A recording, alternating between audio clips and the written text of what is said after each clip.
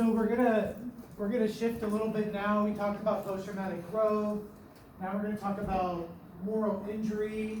But you can't talk about moral injury without talking about trauma, because all of these things, including post-traumatic growth, run on a spectrum, right?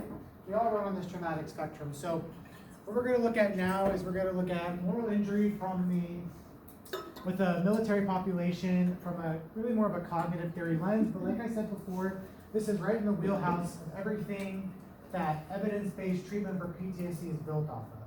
So if anything, my hope is that it will give you a little bit more insight into how you might conceptualize patients with trauma. And even though we're focusing on moral injury, I think there'll be some secondary and tertiary gains from that. So, turn it on. Yeah, it's okay. on. We're going. Good. All right. Good. So just as a reminder, I'm recording. I don't have anybody in the picture, but that your voices will be noted. Okay.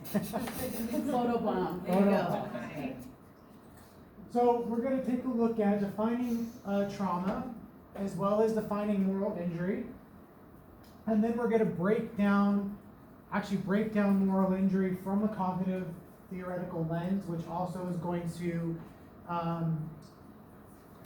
talk about cognitive theory, some basic overview of cognitive theory. We're going to talk about some current treatment options, which you'll find in which there's very little, actually not really much at all.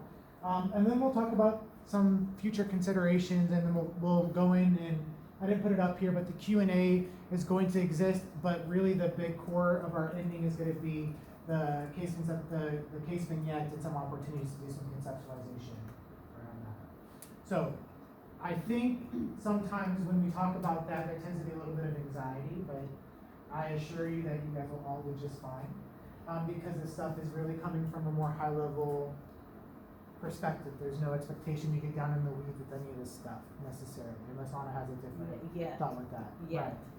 Okay. So what is psychological trauma? Okay. This is an exposure, whether directly or indirectly, and I kind of took that straight from how we understand trauma diagnostically. So either directly or indirectly to a traumatic or stressful event that elicits psychological distress. That is how we're looking at trauma, significant trauma clinically. The key word there is distress. Okay, that's really where we start to see PTSD, where we start to see more of those behavioral symptomology perspectives that really are going to impact how people function. Okay, so distress is kind of the operating word.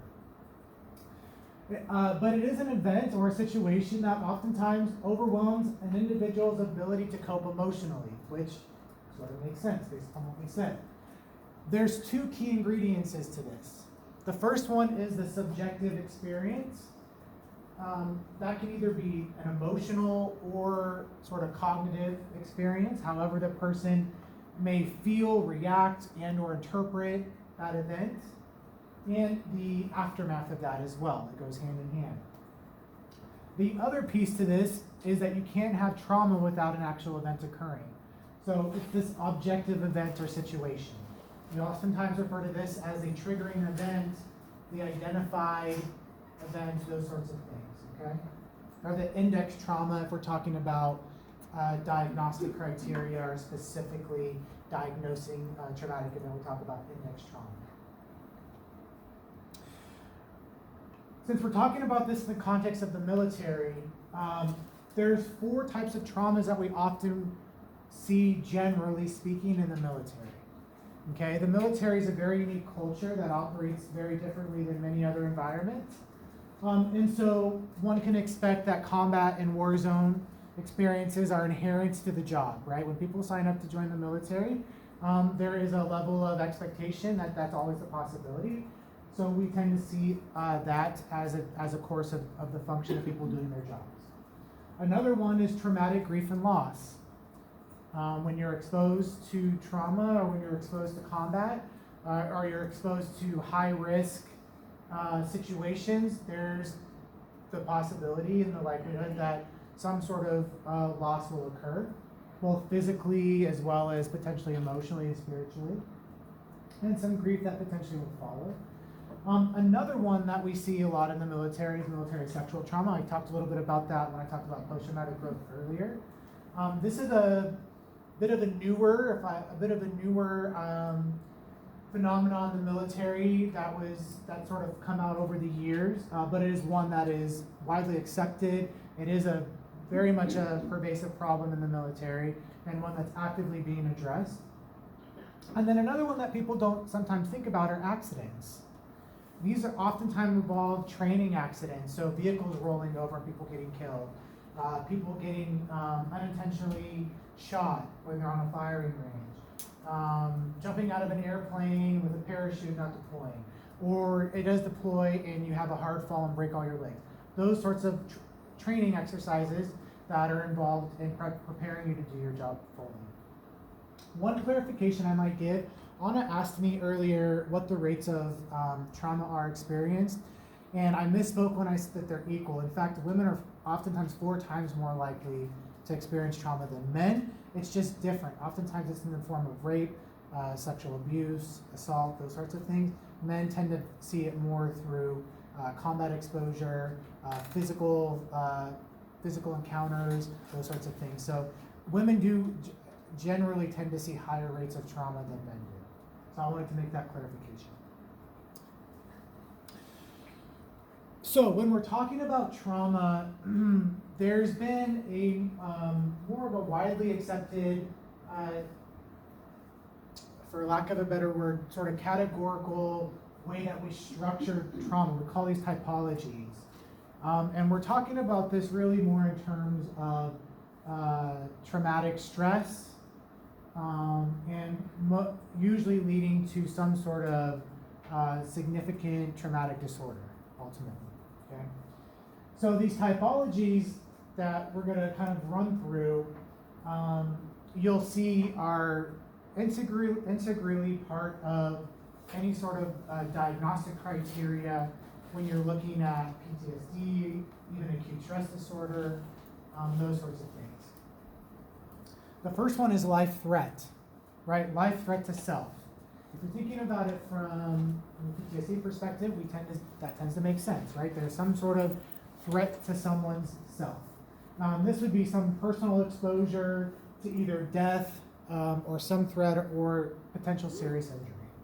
Okay, I'm going to move through these a little bit fast because these aren't as important as some of the other things, but I just want to make you aware that they exist, okay? Another one is a life threat to others. So threat to self, threat to others, okay? A friend, someone else that's close to you in relationship, someone that you know personally, okay?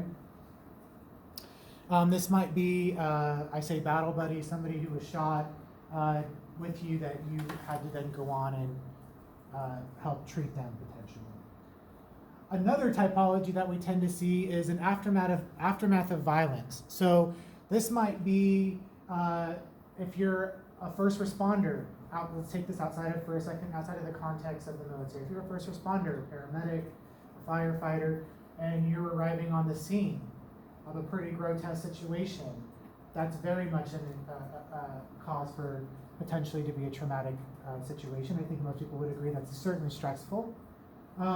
So there may be some things that are associated with that would fit in sort of these different sort of typologies or categories. Another one is traumatic loss. So we've either witnessed or learned about the death of a family member, friend, or unit member.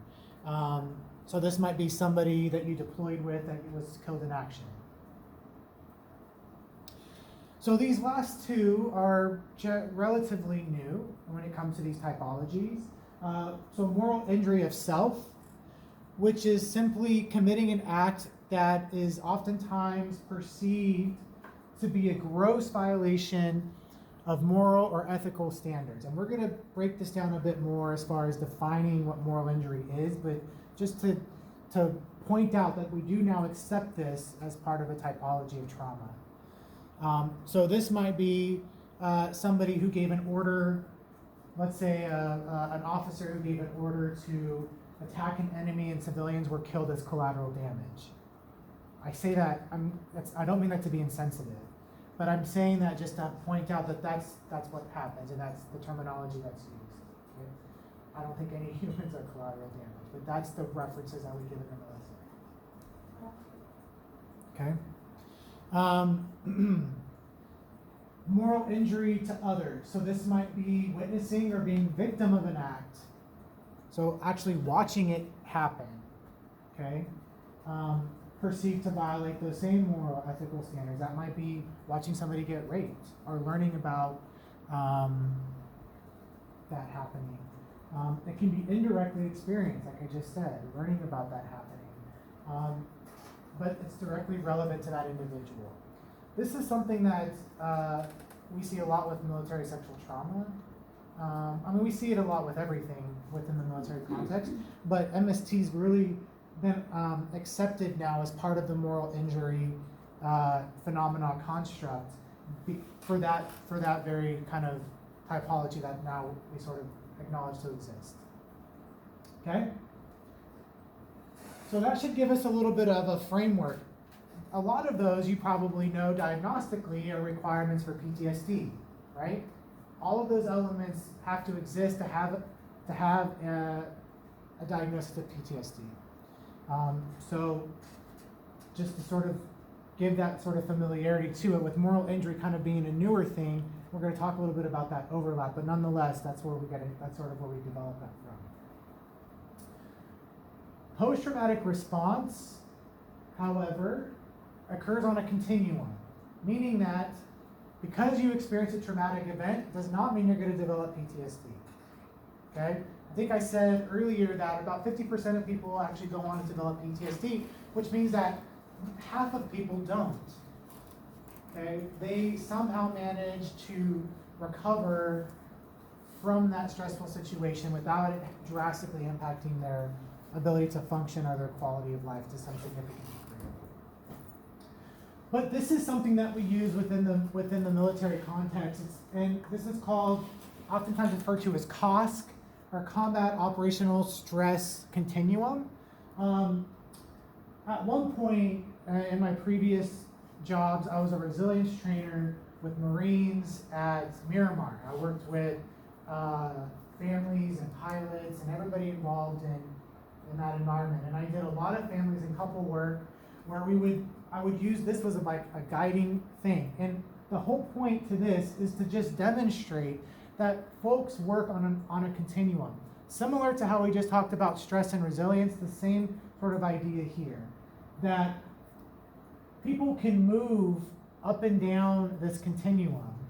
And the easiest way to look at it is that we kind of have this color coding that's easy for us to relate to. Green, meaning that you're probably in a place that you're good to go. You can respond to maybe an event, or you've responded to an event that might have moved you up a little bit into the yellow, maybe a little bit higher, and maybe you have the skills and the capacity to deal with that and eventually work your way back down. So we teach this in the military to help people identify internally where they fall within this sort of stress continuum that we talked before, because we know that when you have higher levels of stress, right, and you never give yourself that ability to lower yourself, that you're more vulnerable to trauma, to lasting impacts of trauma, right? So this continuum is it's sort of a self-help psychoeducation tool for individuals to be able to recognize where they might fall in this continuum. So the yellow might be, there's some transient mild reaction that's taken place, but it's, for the most part, people can manage that. They can recover from that pretty easy. Might be a little anxious, might be a little irritable, maybe some behavioral changes, but nonetheless, we can kind of bounce back from that pretty easy. Another one, when we get into the orange, that's where we get into what we call more of the injured stage. And this would be things that are pretty serious. They might have a direct impact for someone's ability to function. There might be some nightmares at that point, maybe some panic attacks, might have some addictive disorders develop. But it becomes a little bit more challenging for someone to sort of self-manage at that point. When we get into the ill stage, this is the red, this is where the stress is so severe that it's impacting an individual's ability to function in their jobs and their relationships, all of those areas. And oftentimes, when you get to see them clinically, this is probably the state that they're going to be in, right? Because there's a reason why they're there, more often than not. For those that are working in VVSD, you may or may not encounter that, right? Some of those veterans tend to be quite a bit out of service, but nonetheless, they may still be dealing with residual trauma and may still be operating at that high level of stress reaction state, that this may still be very real. But because this is a continuum, when we start to get up into the yellow, like I said, we can recover from that. And us as a collective group in this room, probably have experienced a stressful event, if not today, yesterday, the day before. Just driving in traffic is stressful for me, and I probably move into the yellow quite often when I have to commute. But we have the ability to sort of recover from that. Okay, so that's simply just to highlight that there is this continuum that exists. So if there is this continuum, it's important to understand and differentiate what a diagnosis is, or in this case PTSD, might be from an actual traumatic experience. All right? So there's, on the PTSD side, there's usually persistent avoidance of symptoms, both internal and external, that are taking place. The duration, this is more diagnostically, but duration tends to be longer than 30 days, right? Because that moves us from more of an acute state to a more pervasive state. And there's really the big part here that there's clinically significant stress or impairment. And that's really the fundamental shift from just the stress reaction that people can recover from versus a stress reaction that people now really can't recover from, and there's a bit more going on in their life. Okay? Acute stress, like I said, 50% will go on and develop PTSD, another 50% won't. So that's half. 50% of people don't go on to develop significant, more significant trauma or symptoms beyond that. But nonetheless, there may be negative symptoms that are still associated. It's not uncommon to have maybe some negative mood, maybe a sense of sadness, depression might be in there. I use that word kind of loosely, but certainly sadness. Maybe a sense of loss or grief. Maybe there's some hyperarousal. If you're in a situation that's a bit stressful, you're probably going to have, that's a natural reaction. Maybe there's a little bit of avoidance. Maybe there's a little bit of withdrawal isolation. But it's when we start to get over to that part that it carries on and becomes a lot more significant that we give it more attention. Okay, so understanding that we kind of have this continuum of trauma, right? We know that PTSD is probably on the farther end of that continuum. We know that acute stress kind of falls in the middle. We know that reaction to stress is normal. Then where does sort of moral injury fit on this spectrum? Well, let's first sort of look at where we are today with the literature on defining moral injury, because that's an important component of this. So moral injury, as of today, although there's some debate about how we are still defining this, we still don't really understand this construct well enough, and we haven't generally accepted a definition. There are some that are preferred over others, so this is the one that we're going to go off of. But essentially, it's psychological suffering from a transgression, and that's the operative word there. Transgression, which is simply a violation. Okay? Against somebody's held deeply moral or cultural or religious or other beliefs about themselves or the world. Morality sometimes is thought of from a religious perspective. And in moral injury, this is much more broad than, we're not talking about religion or spirituality. We're talking about our views, what we would consider to be ethics, which, I kind of use that term loosely when I say that, but really, how do we view the world? How do we view ourselves in relation to the world? What is our expectations? Those sorts of things, okay? But nonetheless, the key word here is transgression. That's where we start to see that moral injury come out to play. Another sort of definition that we see is this lasting emotional, psychological, social, behavioral, and spiritual impact of actions that violate a service member's core moral values and behavioral expectations of self or others. That's from the Syracuse University Moral Injury Project. That's a bit more lay terms friendly definition. Okay? But nonetheless, in both definitions, what we see is a psychological reaction that develops in that transgression or violation of those moral values. Okay? And so here's some examples of what that actually might look like. Using deadly force and causing harm or death to a civilian knowingly but without alternatives or accidentally. Meaning, so for example, if one that we encounter a lot is somebody's deployed downrange in a combat environment, and a child has been used as a suicide bomber, for example. And this child is approaching your vehicle or is approaching your operating post, and you have to make a decision, right? And you have to ultimately kill this person. I think most people would generally accept that a worldview that children should be protected, right? So you can imagine the choice, the decision that was not only made, but then the aftermath of that action of the decision. That's the transgression, right? If we generally accept that children should be protected, but I'm now in a position and I follow through with taking this child's life, it's going to have pretty lasting impact, right? I get goosebumps when I talk about that, because that's a horrible situation. Another one that may be a little bit more indirect would be giving orders, right? Somebody, and we're talking about military cultural context here, right? So there's a very strict hierarchy of how actions are taken, right? Everything flows down. So people above order the people below to do something, and those people order the people below to execute that.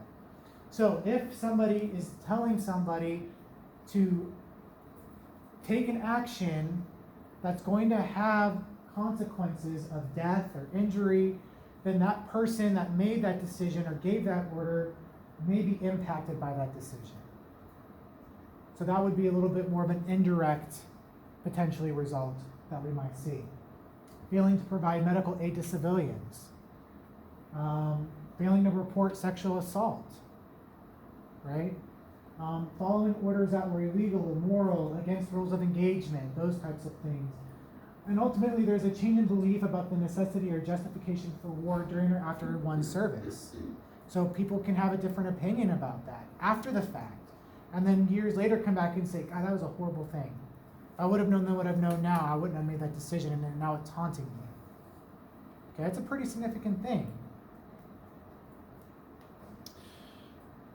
So, this is where things get really tricky and where we start to really see moral injury play out and kind of how we understand it, and where we're, at least as a starting point, conceptually and as far as treatment goes, as well as a few other things. But nonetheless, PTSD and moral injury have a lot of overlap.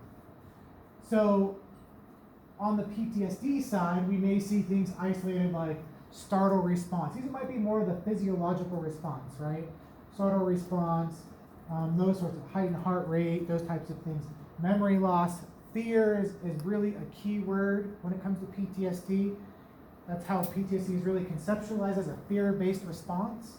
Moral injury, as we go along, I'm hoping you'll learn, is not necessarily a fear-based response. In fact, it's really not a fear-based response at all. Flashbacks, okay, those types of things. On the other side, on the moral injury side, where we really see the focus and emphasis is on sorrow, on grief, regret, shame, alienation, okay? But where we see the most is overlap between the two. So while symptoms do overlap, veterans with moral injury tend to experience symptoms that are more haunting and self-consciously painful. And that's a significant differentiation when you're looking at PTSD. While they both exist in PTSD within that sort of diagnostic construct, the level or the intensity of the actual self-pain, self-blame is much more severe. It's much more severe. So as a result, there tends to be much stronger symptoms of re-experiencing, replaying, re-experiencing constantly that event or those situations. Much more severe, significant feelings of guilt, that self-blame component, the shame, the sadness, sense of betrayal, right? I talked about this order or structure that exists. If somebody's not reporting a sexual assault and they knew about it, and it was my superior, that's a significant sense of betrayal. There's now a distrust in leadership. There's a distrust in the culture and the organization, right? Those types of things. And then anger certainly is a big part of this. So we tend to see those specific items stand out a bit more in moral injury than we do in PTSD. Another kind of key differentiator that we see here is moral injury may not stem from a specific life-threatening or danger-based event. I kind of already said that already. So the reason why we look at moral injury and PTSD together is because the overlap of how we conceptually understand it, we thought for the longest time was the same. Okay, and so it's just very recently that we started to understand that moral injury was in fact a whole different phenomena separate from PTSD. But they share so many similarities, and so what we have found and what was happening is people weren't quite meeting thresholds for diagnostic criteria for PTSD, but they were experiencing these things that were so extreme but there was no way to capture that. Alternatively, what we know from the literature is that moral injury oftentimes co-occurs with PTSD.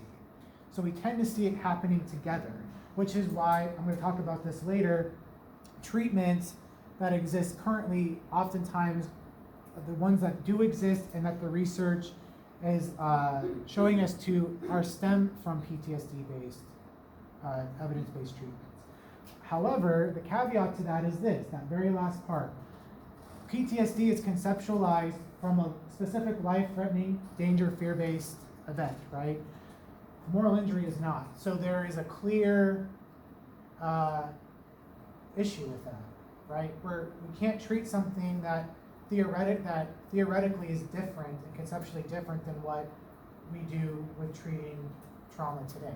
What we consider an evidence-based approach to treating trauma, which would be things like prolonged exposure, cognitive processing therapy, EMDR, are really the big three evidence-based treatments. Cognitive processing and prolonged exposure really are the two accepted within the VA and DoD. EMDRs, there's some debate about that as really as a treatment, but it does have a lot of efficacy. But nonetheless, those would be, from a VA DoD perspective, the big two. Okay, so we kind of laid a foundation here a little bit, I think, for understanding trauma, understanding the typologies of trauma, understanding that trauma occurs on a spectrum, as well as PTG, right, occurring on the other end of the spectrum, kind of as you come out of it. So now what we're going to do is really break it down and give some context to some basic cognitive theory. So we're going to just talk about the essentials. So cognitive theory basically says that people respond to life events through cognitive, affective, motivational, and behavioral responses. Okay? And that automatic thoughts essentially occur spontaneously and are often distorted, extreme, and are inaccurate. So these thoughts usually stem from one's core belief about themselves in relation to the world around them related to cognitive schemas. And we're going to talk about what cognitive schemas are. Cognitive schemas, I break it down a bit more, but essentially are ways in which we structure all of our belief systems about ourselves and the world that stem from a very early age through experiences that we start from when we're very young. So there's this developmental aspect of it, but the cognitive schemas are essentially how we think about it or how we filter information or experiences through, which ultimately drives our behaviors, our feelings, our emotions. All of those things follow based upon how this cognitive intake and how we sort of filter things out from there. Does that make sense? I think many of you guys have had a theory class already, so this shouldn't be new, but there's sometimes even still, even I see it today, people don't really understand cognitive from CBT from behavioral, because they do very much overlap significantly, but there is fundamental differences between those. Cognitive theory says that our cognitive schemas are ultimately what drive our behaviors, okay? And that's important. So how we think and how we sort of make sense of that is what drives it. So cognitive schemas are these structures that contain those core fundamental beliefs and assumptions, which ultimately impact how someone perceives themselves in relation to the world around them. I think I already said that. They develop very early in life, oftentimes from experiences that are reinforced through learning, okay? And that's really the catalyst of our formation of beliefs and values and attitudes. And those early sort of formations continue on throughout adulthood. And those are ultimately going to shape those cognitive schemas, how we think about things in the world. Okay, that makes sense, right? So there's two types of